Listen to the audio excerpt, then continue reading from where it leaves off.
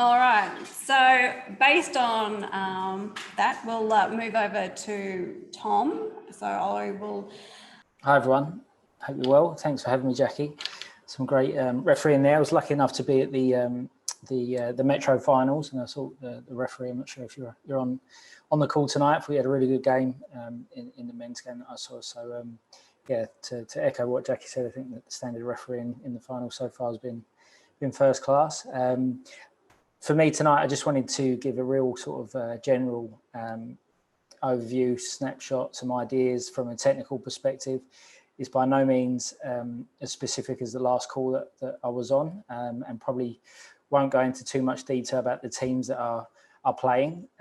But what I've said to Jackie and the team is that if you are doing one of those games and you want to sort of reach out and lend an ear for half an hour or so, then please give me a call and we can sort of, even if it's just one or two bits that you pick up the phone and say, Tom, look, what do you think of Lions? How do you think they're going to set up? Or what's the key things to look out for? Even if you get one or two things from it, then just please reach out and we can book something in. So real quick one from me, but just thought it to give you a good insight from a coach's perspective and maybe the team's perspective about what grand finals may look like and how teams may set up. So I think you'll probably see this slide later on, or you may have seen it already before, but one of the things that I wanted to look at tonight was more about very general things about team tactics in big games and more specifically finals and semi-finals and things like that. And then just around match awareness and just general comments from a player's perspective, from a coach's perspective.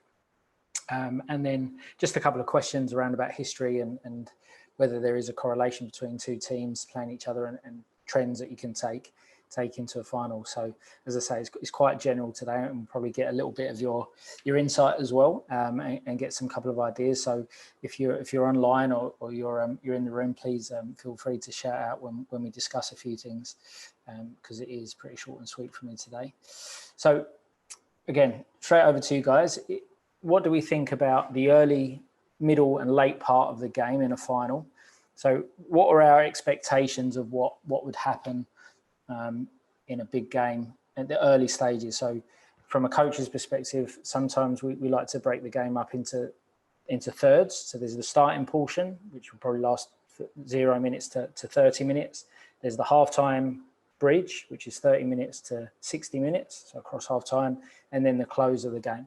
So from a referee's perspective, I don't know if anyone's got any thoughts, but you can educate me from your refereeing perspective. But the early part of a game, of a big game, what are some of our expectations that from players, from tactics, from the state of the game? What do we reckon?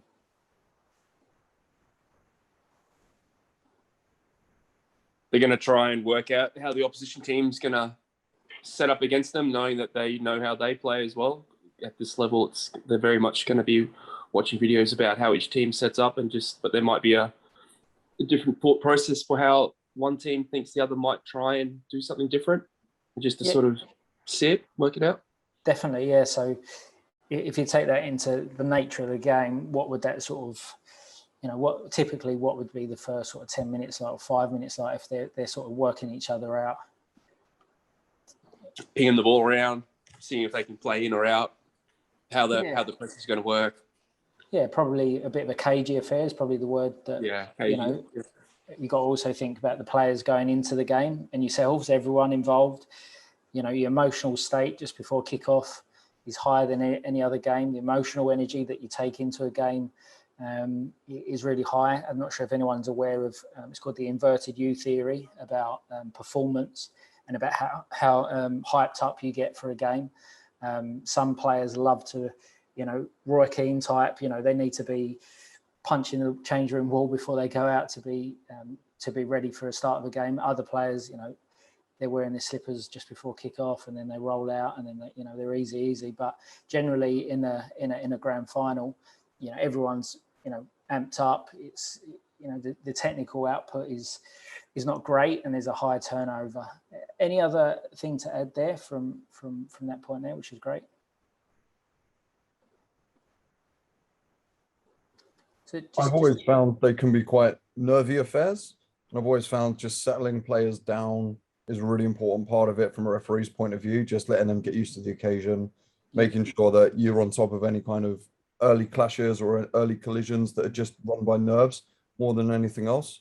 Especially in that first 10 minutes, I find I'm very vocal and I'm very calm, trying to calm the players down all the time, just so they can get used to the occasion more than anything else. I think that's a fantastic point, and it was something I was going to raise later on. But you know, being lenient to emotional actions, I think is really important, especially at the early stage of the game. And like I say, I'm no sort of refereeing expert, but we don't want to make a rod for our own back with early bookings when, you know, someone's all they've done is taken a bad touch, and you know, we don't want to make the game harder for ourselves as a referee later in the later stages if we're dishing things out. So having that sort of emotional awareness is really important, Adam. It's a great point. Great point to add. So some of the things that I would add to that, sort of said before, and Adam mentioned one we'll cover on later, is high energy. Everyone's charging about the pitch. They've been building up all season for this. There's a high turnover normally of the ball.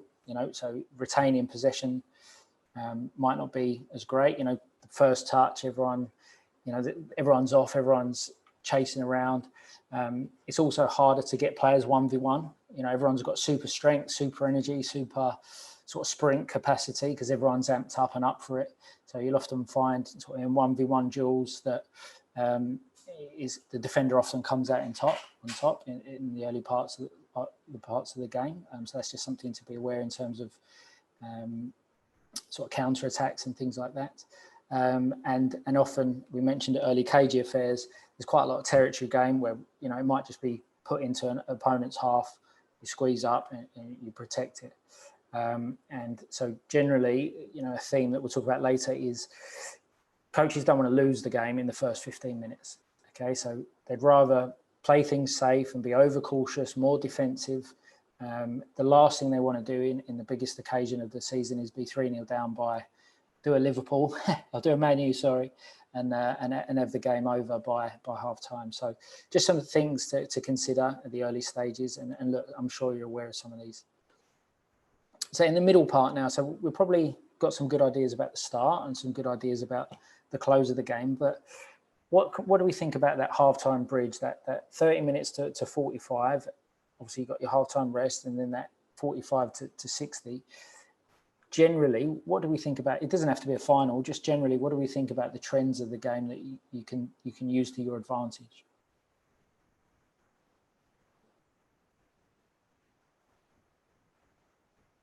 Is it going to be blood and guts and 100 mile an hour all the time? What about that emotional energy? Is it going to last all game? So just have a think about that. Is there any thoughts about that?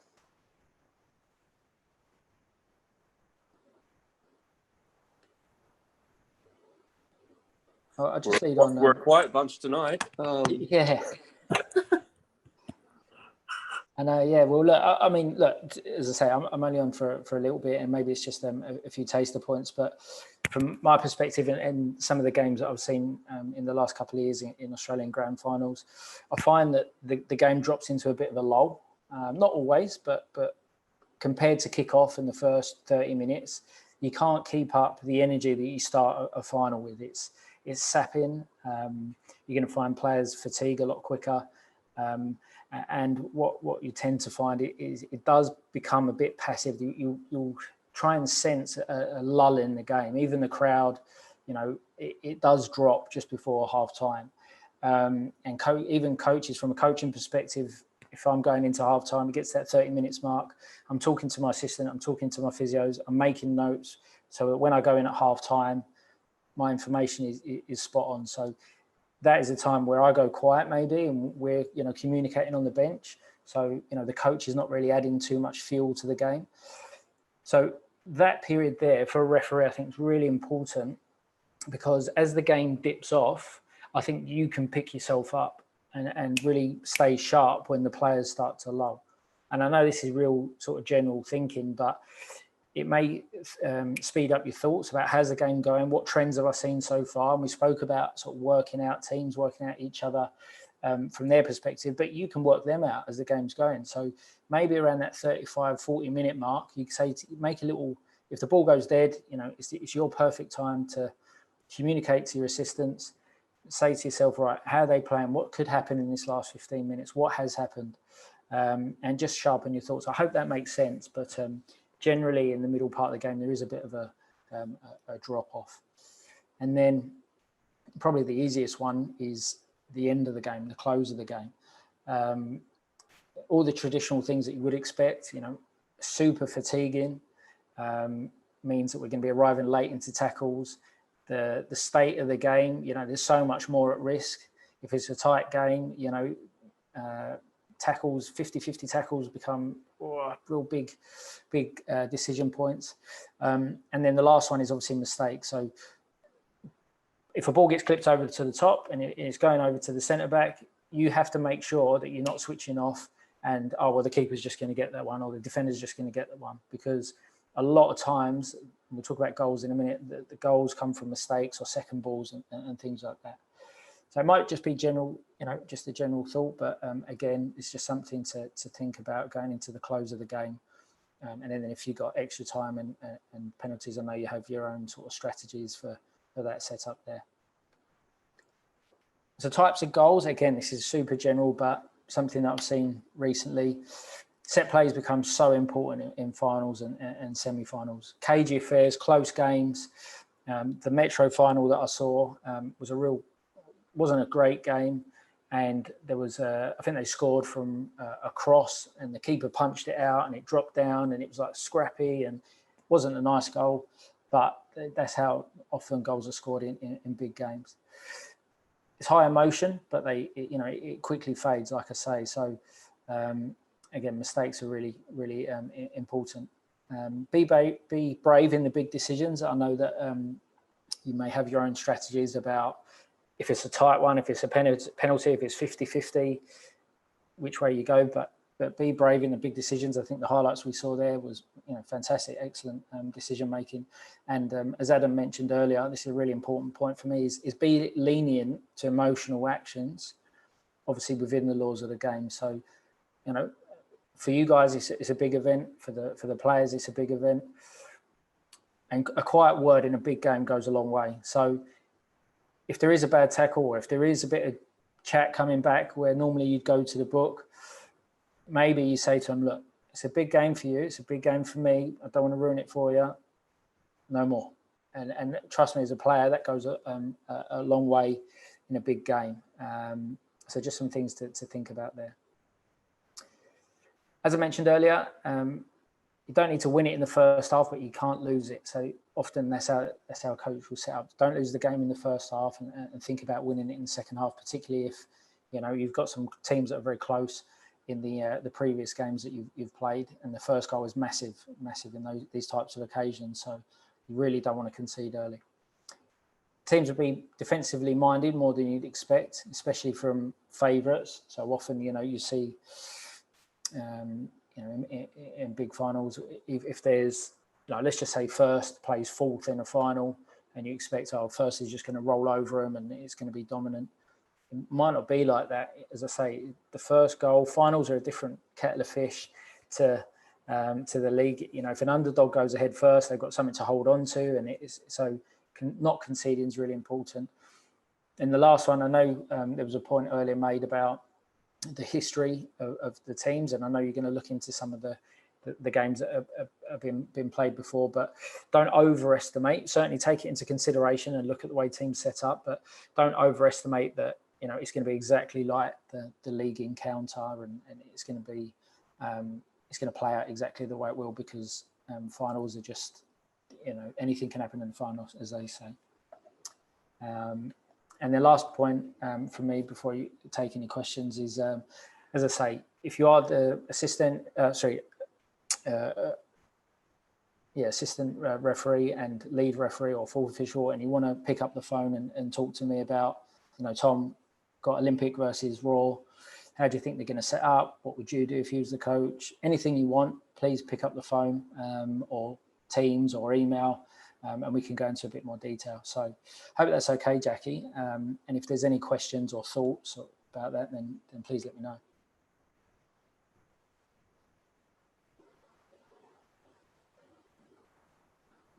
If there's anyone online with a question before before we pass over to Jackie. Thanks, Tom. All good. If anyone has any questions, we can collate them and send them to you, or as Tom mentioned, you can just contact him direct. Thanks for covering that. I hadn't really heard about the early, middle, or the end. I kind of break my 45 minutes was always broken into 15-minute halves because it was an easier way to reset from a concentration point of view. So that was definitely interesting. And yes, finals are their own beast of their own. So we'll move on to our next presentation and analysing the recent contest between these two teams from round 22 and round 24. So thanks, Tom. No worries. Thanks for that. And thanks for your input. I'll speak to you soon, guys. Thank you.